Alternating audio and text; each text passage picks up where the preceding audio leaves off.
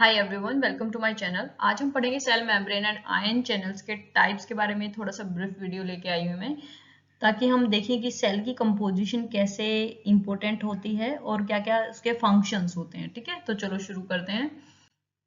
So basically हमें पता है ये सेल है, सेल के ऑर्गेनल्स हैं, हम इसके बारे में बात नहीं करेंगे। ठीक है, तो सेल मेम्ब्रेन, जो प्लाज्मा मेम्ब्रेन है, उसके स्ट्रक्चर की बात करेंगे। प्लाज्मा मेम्ब्रेन अगर हम बात करें सेल ऑर्गेनल्स की, तो उनके अराउंड भी मेम्ब्रेन्स होती हैं, है ना, जो बेसिकली प्लाज्मा मेम्ब्रेन की तरह ही बिहेव करती हैं। इसीलिए जो आज हम पढ़ेंगे प्लाज्मा मेम्ब्रेन, वो बेसिकली इंट्रासेलुलर उनकी मेम्ब्रेन्स, जो ऑर्गेनल्स की मेम्ब्रेन है, उन पे भी अप्लाई होते हैं वो फंक्शंस, राइट। तो चलो शुरू करते हैं प्लाज्मा मेम्ब्रेन। अब प्लाज्मा मेम्ब्रेन जो है सबने पढ़ी होगी, fluid Mosaic model of plasma membrane. तो प्लाज्मा मेम्ब्रेन के जो मेजर कंपोजिशंस हैं वो होते हैं carbohydrates, lipids and proteins. Carbohydrate का रोल बहुत ही कम होता है, अदरवाइज फोस्फोलिपिड जो है मेजर कंपोजिशन होता है। तो लिपिड और प्रोटीन जो है वो बहुत ही इंपॉर्टेंट है, जो हमें पता होना चाहिए, हमें क्लियर अंडरस्टैंडिंग होनी चाहिए इसकी, उसके लिए। अगर हम बात करें कि प्लाज्मा मेम्ब्रेन की कंपोजिशन क्या है, तो it's made up of three things. Fats, proteins and lipids, carbohydrate, sorry. तो फैट्स अगर हैं, फैट्स में अगर हम देखें तो क्या क्या होता है बेसिकली, तो sphingo phospholipids, sphingolipids, glycolipids, free fatty acids, ceramides, triglycerides, cholesterol and cholesterol asters, ये होती है कंपोजिशन लिपिड्स की। अब हमें क्या जानना है, इसमें क्या पता होना चाहिए।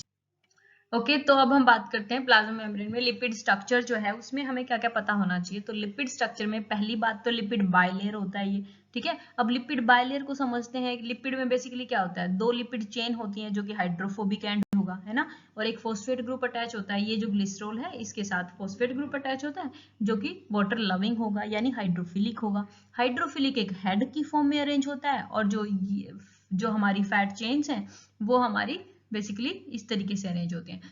तो एक हेड हो गया जो कि बाहर की तरफ, ग्लोबुलर पार्ट, ठीक है, और टेल पोर्शन जो है वो सेंटर की तरफ होता है। क्यों? क्योंकि ये है हाइड्रोफोबिक। अब भाई हर जगह पानी पानी है, तो बाहर की तरफ जो भी अरेंज एक्स्ट्रा सेलुलर फ्लूइड जहां वाटर है, वहां सारे वाटर लविंग ही होंगे, यानी हाइड्रोफिलिक एंड हमेशा बाहर की तरफ भी होगा और साइटोप्लाज्म की तरफ भी होगा।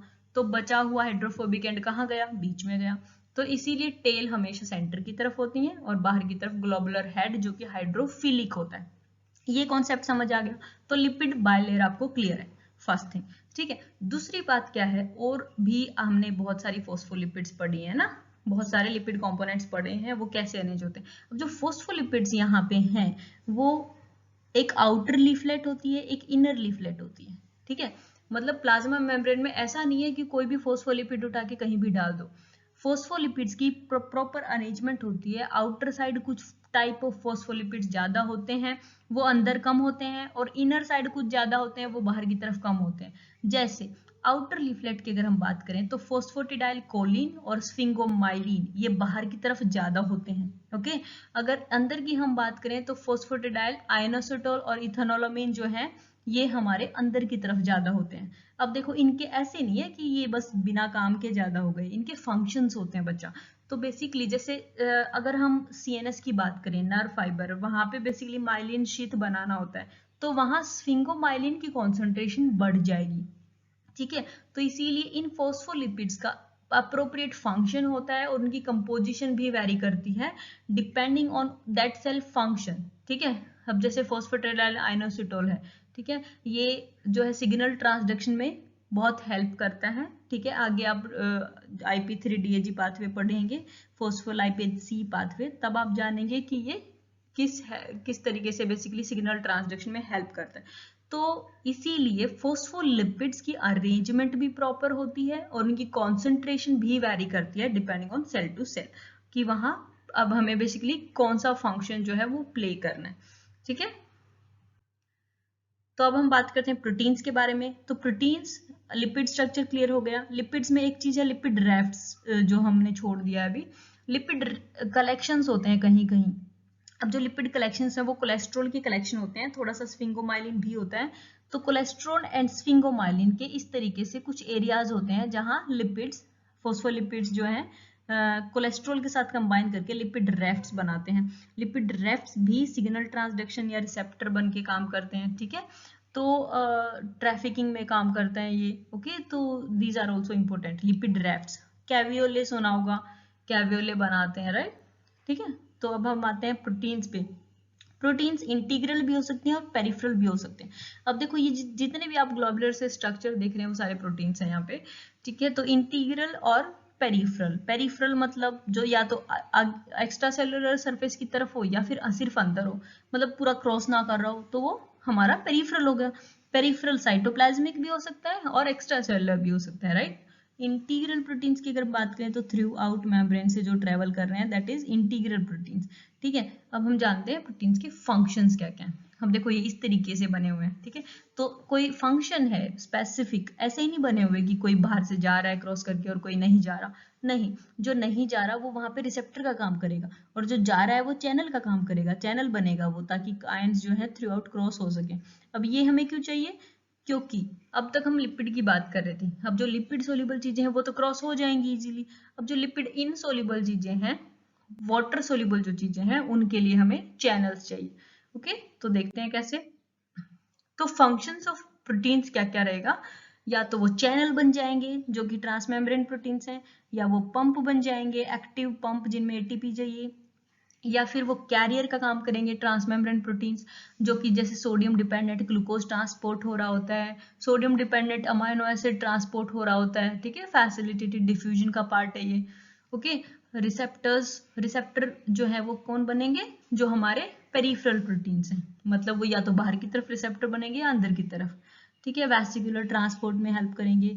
देन रिसेप्टर्स बनते हैं, जैसे जीपीसीआर रिसेप्टर्स हो गए, सिग्नल ट्रांसडक्शन में हेल्प करेगा। ठीक है, एडहेशन मॉलिक्यूल्स भी बनते हैं, वो बाहर की तरफ जो होते हैं, basically gap junctions, tight junctions के का पार्ट भी होते हैं। ठीक है, देन सेल रिकॉग्निशन मॉलिक्यूल भी होते हैं कुछ, ठीक है, जिनसे हम पहचान पाते हैं सेल्फ या नॉन सेल्फ सेल्स हैं या नहीं, है ना। तभी जैसे ऑटोइम्यून डिसऑर्डर है, उसमें यही चीज खराब हो जाती है, यही चीज प्रॉब्लमेटिक होती है। Okay, then last is blood group antigens. अब ये तो आपको पता है ना, आरबीसी के ऊपर, आरबीसी सेल मेम्ब्रेन के ऊपर कुछ एंटीजेंस होते हैं ना, जिससे ब्लड ग्रुप का हम पता लगा सकते हैं। ठीक है, तो ये है फंक्शंस ऑफ मेम्ब्रेन प्रोटीन। देखो ये बहुत इंपॉर्टेंट क्वेश्चन है, पूछा जाता है कि मेम्ब्रेन प्रोटीन के फंक्शन बताओ। ठीक है, तो ये हो गए प्रोटीन्स की। ओके, लास्ट में हम बात करते हैं टाइप्स ऑफ आयन चैनल्स। अब 4 टाइप के आयन चैनल हैं जो हम पढ़ने जा रहे हैं। तो फर्स्ट है लाइगैंड गेटेड, मतलब कि कोई सब्सटेंस जिसे बोलेंगे लाइगैंड, अगर वो बाइंड करेगा उस चैनल पे तो वो चैनल ओपन हो जाएगा। ठीक है, जैसे acetyl choline receptors.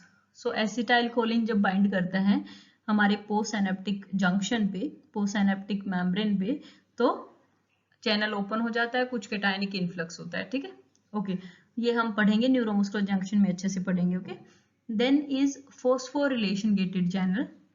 फोस्फोरिलेशन gated channel क्या होता है कि बेसिकली क्या होता है, जब एटीपी आके बाइंड करेगा तो फोस्फेट मॉलिक्यूल जब बाइंड करता है तब ये चैनल ओपन होता है, यानी ये एटीपी चाहिए इसको। ओके, जैसे सोडियम पोटेशियम एटीपीएस। तो जो एक्टिव ट्रांसपोर्ट हम पढ़ते हैं वो, उसके बारे में हम यहाँ पे बात कर रहे हैं। Okay, then next is voltage gated channels. Next category is voltage gated. Voltage gated क्या होती है? अब बेसिकली नॉर्मली क्या होता है, अंदर मेम्ब्रेन होती है डीपोलराइज, सॉरी अंदर मेम्ब्रेन होती है नेगेटिव, इनसाइड जो है नेगेटिव होता है, आउटसाइड पॉजिटिव होता है। इस स्टेट को हम बोलते हैं रीपोलराइज स्टेट। ठीक है, polarize state, resting phase. Okay, जब बेसिकली क्या होता है, जब किसी वजह से भी अंदर पॉजिटिव चार्ज बढ़ेगा, अब एक टाइम आएगा कि ऐसी वोल्टेज हो जाएगी जो इस चैनल को ओपन कर सके, तो उसे बोलते हैं थ्रेशोल्ड ऑफ दैट चैनल। ठीक है, तो जब ऐसा होगा तब ये चैनल ओपन हो जाएगा और कैटायनिक इन्फ्लक्स होगा, जिसकी वजह से जो पॉजिटिविटी है मेम्ब्रेन की वो और ज्यादा बढ़ जाएगी, जिसे हम बोलते हैं एक्शन पोटेंशियल, डीपोलराइजेशन। ठीक है, तो ये आप एक्शन पोटेंशियल में पढ़ेंगे, अच्छे से पढ़ेंगे ये वोल्टेज गेटेड चैनल कैसे काम करते हैं। तो एग्जांपल है calcium channels, voltage gated calcium channels. Okay, last है स्ट्रेच सेंसिटिव चैनल्स या प्रेशर गेटेड चैनल्स। अब ये क्या होते हैं, बेसिकली फाइब्रस टिश्यू होता है इन चैनल्स में, तो जब हम प्रेशर डालते हैं इसके ऊपर तो ये इस तरीके से कॉन्ट्रैक्ट होता है कि चैनल ओपन हो जाते हैं। तो स्ट्रेच की वजह से जो कोलेजन है ये बेसिकली स्ट्रेच होगा, जिसकी वजह से चैनल ओपन होगा। मतलब मैकेनिकल काइंड ऑफ है, ये मैकेनिकल हो गया ये टोटल, कि जब प्रेशर आएगा तो कोलेजन स्ट्रेच होगा, जिसकी वजह से चैनल को स्ट्रेच करेगा। ठीक है, तो चैनल ओपन हो जाएगा। एग्जाम्पल है मैकेनो रिसेप्टर, हमारी स्किन पे जो मैकेनो रिसेप्टर हैं, जो टच रिसेप्टर हैं, पेन रिसेप्टर, तो ये जो रिसेप्टर्स हैं जो प्रेशर की वजह से या टच की वजह से जो ओपन हो रहे हैं, ये हैं हमारे बेसिकली स्ट्रेच सेंसिटिव चैनल्स। इसमें एग्जाम्पल अगर इंटरनल की बात करें तो बैरो रिसेप्टर्स, ब्लड प्रेशर जब ज्यादा होता है तो वेसल वॉल स्ट्रेच होती है जिसकी वजह से चैनल ओपन होते हैं, बैरो रिसेप्टर्स आर द एग्जाम्पल।